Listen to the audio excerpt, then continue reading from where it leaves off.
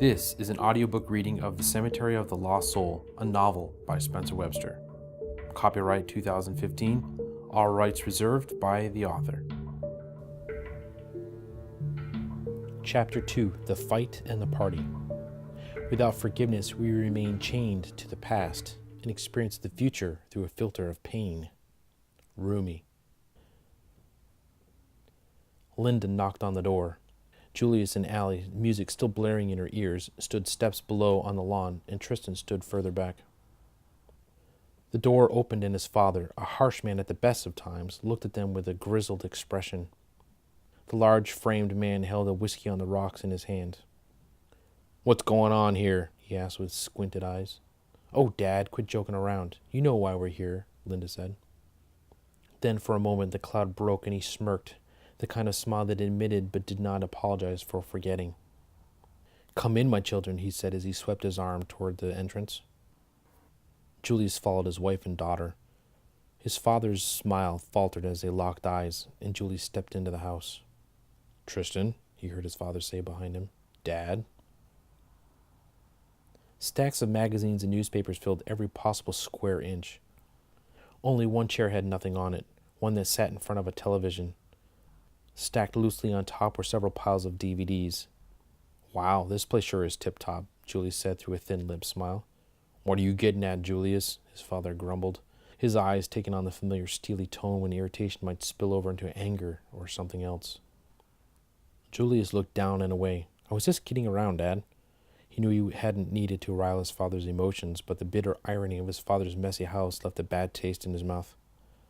It appeared to Julius that order and cleanliness, two of his father's strongest home values, had dissipated with his father's divorce from Helen. Or maybe now that Julius had been out of the house for more than 2 decades and no one else was going to take care of the man in his house, his father had caved. Julius walked into the kitchen to see what Linda was up to. She did not hide her impatience. "He's drunk," she hissed. "And in a foul mood," was all that he could manage to pull out of his brain. He didn't want to say "I told you so," but he sure felt it. "I've had this thing planned for a month. I tried to tell you this before. He's not big on this shit." The headache throbbed back into life. Linda slammed bottled sodas on a crowded counter, and their contents roiled and fizzed. "I'm not opening those for a while," he thought. "This place is a disaster. No, it's worse than a disaster. It's not fit for guests. Will you help me clean up a little? I've cleaned this house so many times as a kid, and I'm not a kid anymore." "Julius," she hissed again. "Come on, help me straighten out the kitchen at least." Anger arose within him like a bottle rocket. "This is not my deal. It's yours. I didn't come here for my dad or to celebrate his birth, especially when he could care less about me." He regretted saying anything, but it was too late to back away. "Then who did you come for? It's not like you really gave me a choice now, did you?" Tristan and Allie walked through the door. "What's going on?" Tristan asked.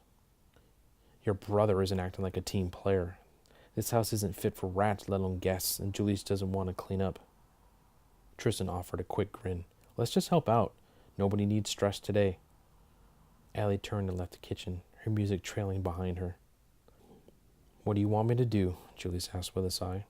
He just wanted to sit on his ass in a dark corner, away from the noise, away from these people, letting the headache fade from memory. "Will you just help me straighten up a bit and clean off the dining room table?" Linda said. "That would be a start." Julius decided it would be best to simply help his wife, clearing the tables and removing junk from the living room.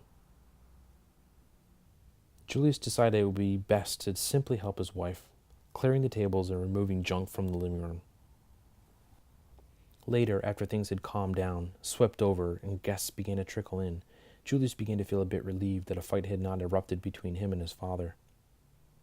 But it couldn't last, however.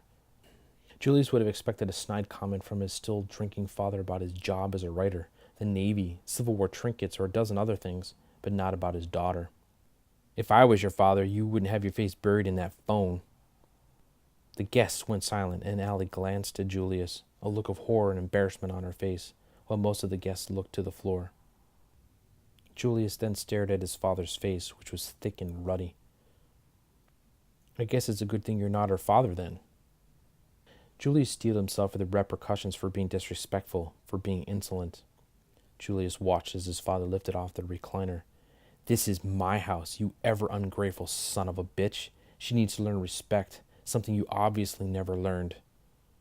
Julius looked at Linda. Do you see why this wasn't a good idea? He turned to Allie and told her it was going to be okay.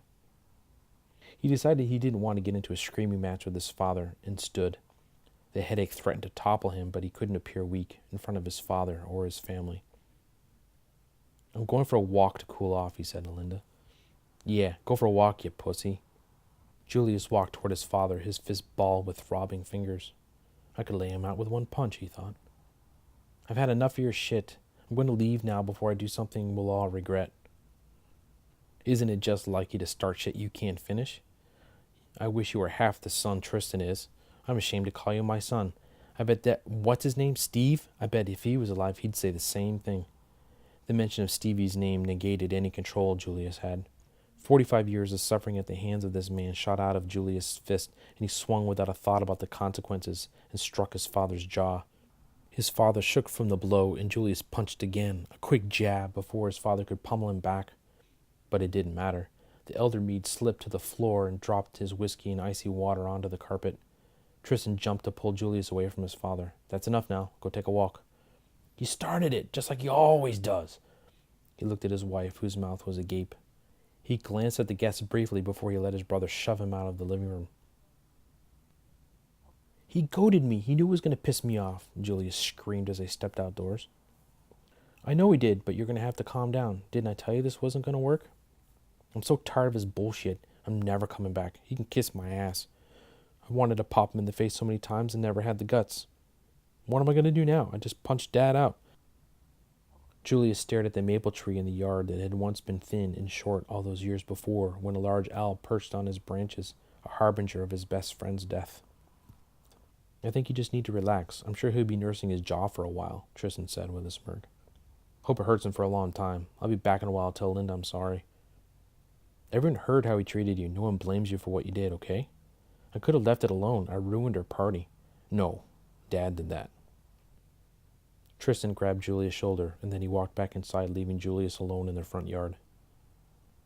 He regretted striking his father, but it was too late now. Control of his life slipped away. His heart thumped against his ribcage, which caused him to feel a bit woozy. A flash illuminated the gray skies, and he noticed lighted orbs moving through the air. He sensed something familiar watching him, and he turned. It took a long moment for him to realize he was looking into the eyes of a great horned owl, and his message was unmistakable. Death was near.